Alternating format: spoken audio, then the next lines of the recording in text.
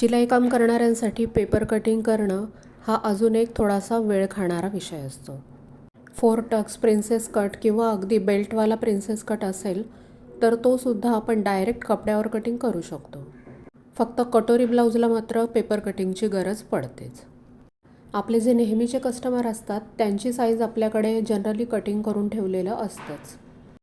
म्हणजे माझ्याकडे तर त्यांचं नाव आणि माप अशा पद्धतीने ते व्यवस्थित लिहून ते पेपर कटिंग जपून ठेवलेले असतात. पण जेव्हा आपलं रेग्युलरचं कस्टमर नाही आहे, एखादाच ब्लाऊज आला आहे, अशा वेळेला त्याच्यावर पेपर कटिंगसाठी वेळ वाया घालवायला नको वाटतं. तर अशा वेळी मी कटोरी ब्लाऊज असला तरी त्याचं डायरेक्ट कपड्यावरच कटिंग करते. इतर ब्लाऊजच्या प्रकारांचं डायरेक्ट कपड्यावर कटिंग करणं त्यामानाने थोडं सोपं असतं. पण कटोरीसाठी कसं आहे ना, कटोरीचा जो भाग असतो तो आपल्याला बरोबर तिरक्या कपड्यावर कापायचा असतो. शिवाय कटोरीमध्ये पुढच्या भागाचे जवळजवळ 3 सेपरेट भाग कापले जातात. त्यामुळे कटोरी डायरेक्ट कपड्यावर कटिंग करणं बऱ्याच जणांना जवळजवळ अशक्यच वाटतं. पण जसं मी सांगितलं की एकच ब्लाऊज आहे, कधीतरीच येणारा कस्टमर आहे, तर अशा वेळेसाठी डायरेक्ट कपड्यावर ब्लाऊज कटिंग शिकून ठेवायला काहीच हरकत नाही. जसं की तुम्ही व्हिडिओमध्ये बघितलंच, डायरेक्ट कपड्यावर कटिंग करायचं असेल अशावेळी मी आधी बाही काढून घेते. शिवाय ह्याला ना नेहमीपेक्षा 5-1 सेंटीमीटर जास्तच कापड घ्यायचं. जसं आत्ता मी 90 ऐवजी 95 सेंटीमीटर कपडा घेतला होता. आधी बाहीचा भाग काढून झाल्यानंतर दुसऱ्या बाजूला आपण मागचा भाग नेहमीप्रमाणे कटिंग करून घ्यायचा, जसं आपण पेपर कटिंगला सुद्धा करतो.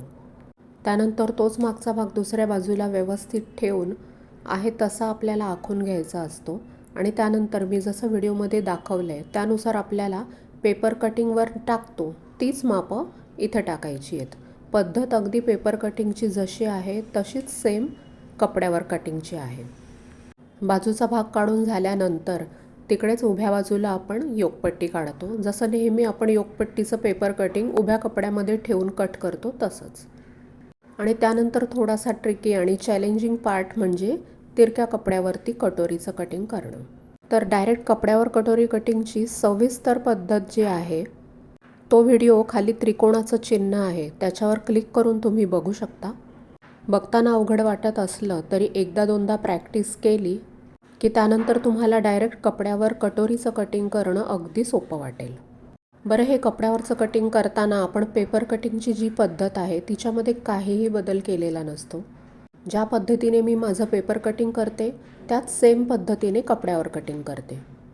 फरक फक्त एवढाच आहे की हे कटिंग डायरेक्ट कपड्यावर केलं जातं आणि त्यानंतर नेहमीप्रमाणे आहे तसं मेन फॅब्रिकवर कटिंग करून घ्यायचं.